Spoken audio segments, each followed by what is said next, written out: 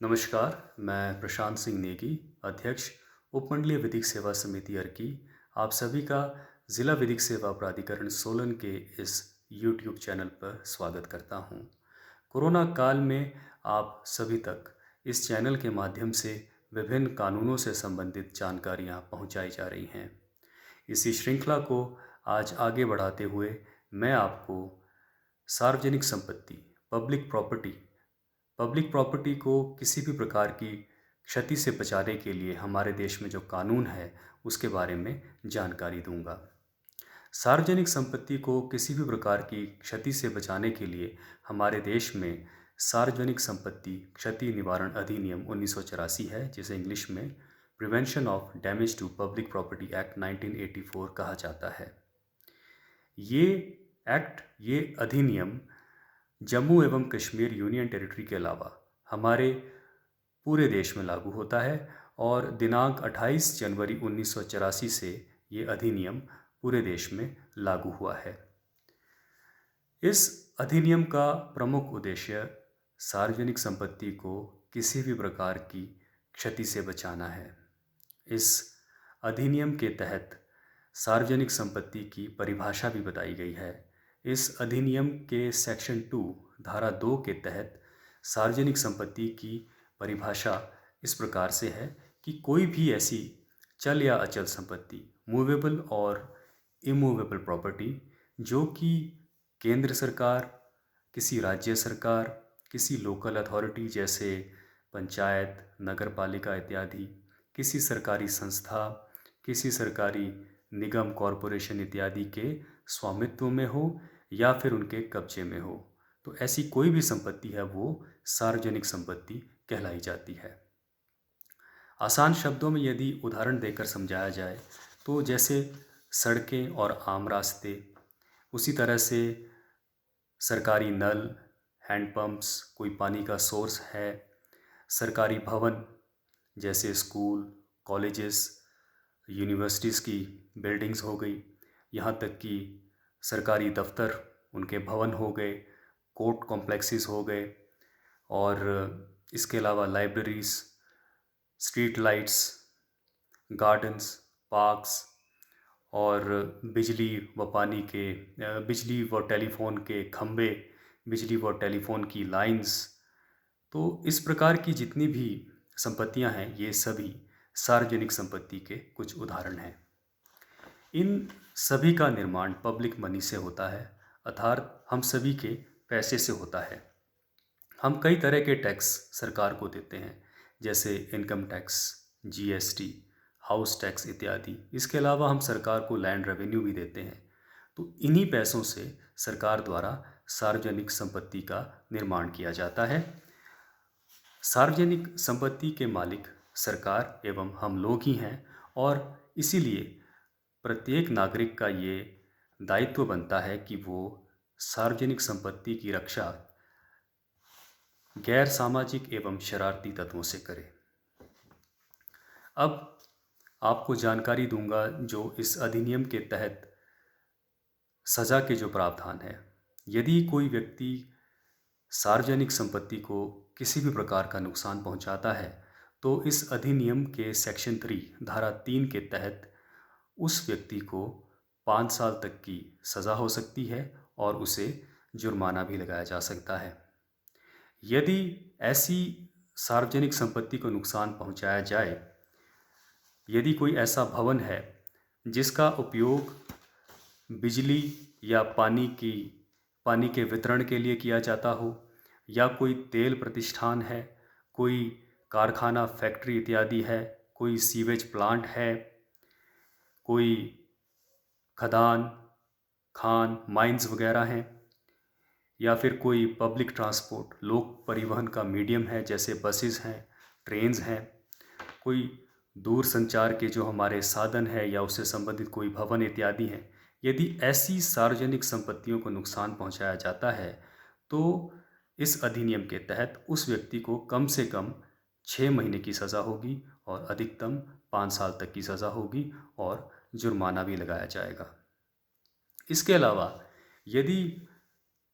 सार्वजनिक संपत्ति को आग द्वारा या किसी विस्फोटक पदार्थ द्वारा जैसे बारूद वगैरह द्वारा नुकसान पहुंचाया जाता है तो ऐसे व्यक्ति को कम से कम 1 वर्ष की सज़ा और अधिकतम 10 वर्ष तक की सज़ा हो सकती है और जुर्माना भी हो सकता है। एक विशेष बात यह है कि यदि किसी व्यक्ति को इस अधिनियम के तहत गिरफ्तार किया जाता है, हिरासत में लिया जाता है और वह व्यक्ति न्यायालय के समक्ष जमानत की अर्जी लगाता है, बेल एप्लीकेशन फाइल करता है, तो कोर्ट्स को ये डायरेक्शन है कि उसकी ज़मानत अर्जी पर कोई भी निर्णय लेने से पहले एक बार अभियोजन पक्ष को, प्रोसिक्यूशन को एक मौका जवाब देने का देना चाहिए। ये एक मैंडेटरी प्रोविज़न है जो कि इस अधिनियम के सेक्शन 5 धारा 5 के तहत बतलाया गया है। कई बार देखने में आता है कि कई राजनीतिक पार्टियां, दल या किसी संगठन से जुड़े लोग, किसी संस्था से जुड़े लोग, यहाँ तक कि किसी एक विशेष धर्म या जाति के नाम पर लोग संगठित होकर हड़ताल, बंद, धरना प्रदर्शन आयोजित करते हैं और ऐसे बंद, हड़ताल और धरना प्रदर्शन के दौरान कई बार इसमें भाग लेने वाले लोग गुस्से और आक्रोश में आकर के सार्वजनिक संपत्ति को नुकसान पहुंचाते हैं। कई बार ये भी देखा जाता है कि भीड़ द्वारा ऐसे प्रदर्शनों के समय सरकारी बसों को, गाड़ियों को, सरकारी भवनों को नुकसान पहुंचाया जाता है, तोड़फोड़ की जाती है या उन्हें जलाया जाता है। तो ऐसे लोग जो होते हैं वो अपने आप को खुद नुकसान पहुंचाते हैं, क्योंकि जैसा मैंने आपको बताया कि सार्वजनिक संपत्ति हर एक नागरिक की संपत्ति होती है। इसी परिदृश्य में वर्ष 2009 में honourable supreme court of India, माननीय उच्चतम न्यायालय ने case titled destruction of public and private properties versus state of Andhra Pradesh and others में ये निर्देश दिए थे कि यदि किसी बंद, हड़ताल या धरना प्रदर्शन के दौरान उसमें भाग ले रहे लोग सार्वजनिक संपत्ति को किसी भी प्रकार का नुकसान पहुंचाते हैं तो जो भी राजनीतिक दल, संगठन, संस्था जो भी उस बंद, हड़ताल को आयोजित करते हैं, धरने प्रदर्शन को आयोजित करते हैं, तो उनसे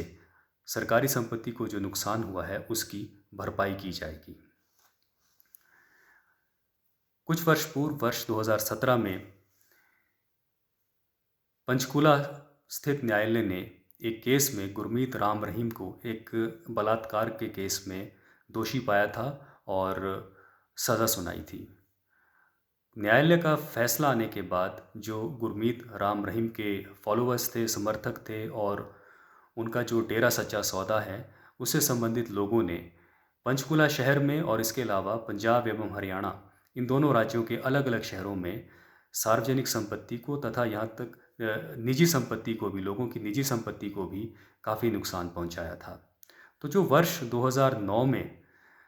माननीय उच्चतम न्यायालय की जजमेंट आई थी जिसमें ये निर्देश दिए गए थे, उसी जजमेंट को आगे इम्प्लीमेंट करते हुए honourable Punjab and Haryana high court ने, माननीय पंजाब एवं हरियाणा उच्च न्यायालय ने पंचकुला प्रशासन को ये निर्देश दिए थे कि डेरा सच्चा सौदा गुरमीत राम रहीम के समर्थकों द्वारा जो नुकसान पंचकुला शहर में और पंजाब एवं हरियाणा राज्य के अलग अलग शहरों में सार्वजनिक एवं निजी संपत्तियों को पहुंचाया गया है, तो डेरे की जो संपत्तियां हैं उनकी कुर्की कर, यानी कि उनको अटैच करके और उनकी नीलामी कर, उनको सेल करके नुकसान की भरपाई की जाए। यदि भारत के संविधान की बात करें तो अनुच्छेद 51A के तहत भारत के नागरिकों के कर्तव्य बताए गए हैं, जिन्हें मूल कर्तव्य, फंडामेंटल ड्यूटीज़ कहा जाता है।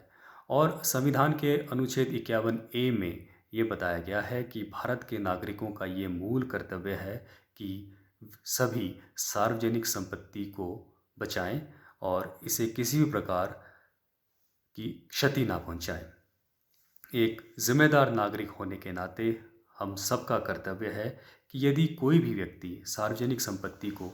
किसी भी प्रकार का नुकसान पहुंचाता है तो हमें इसकी सूचना तुरंत पुलिस को, पंचायत स्तर पर आप पंचायत के सदस्यों को दे सकते हैं या फिर नगर पालिका स्तर पर जो नगर पालिका के लोग हैं उन्हें भी दे सकते हैं और डायरेक्ट एडमिनिस्ट्रेशन को भी दे सकते हैं ताकि सार्वजनिक संपत्ति को क्षति से बचाया जा सके। आशा करता हूँ कि ये जो जानकारी, संक्षिप्त जानकारी आपको मैंने दी है, इससे आप लाभान्वित होंगे। धन्यवाद। और कुछ समय बाद, कुछ दिनों के बाद एक बार फिर से आपसे इस चैनल के माध्यम से जुड़ेंगे और किसी अन्य विषय पर आपको जानकारी देंगे। धन्यवाद। जय हिंद।